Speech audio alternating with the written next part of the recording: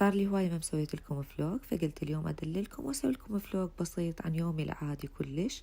طبعا كاثرين اليوم مريضة ونايمة بالفراش، فأني أديت الواجب، عزلت البيت وشموسة جت من الروضة سويت لها ريوق، عيني رادت بيض عيون، قتهت تدللين وخليت شوربة العدس على النار. اليوم شمس تجنن، ما تعبتني نهائيا، الله هداها علي. وهي راحت بدلت ملابسها ونامت ولا حسيت بيها. آخر شي صعدت الغرفة الولد، مثل ما تشوفون مقلوب قلاب طبعا الغرفة. عبالك كانوا بده يسوون حرب بيها بالمخدات وبالبطانيات، ماما هو انتوا بس تنامون هنا. وهنا بلشوا يجون من المدرسة وفرحانين ومكيفين، واجا سلوان واخيرا جاب الشهادة مالته. الف الحمد لله والشكر.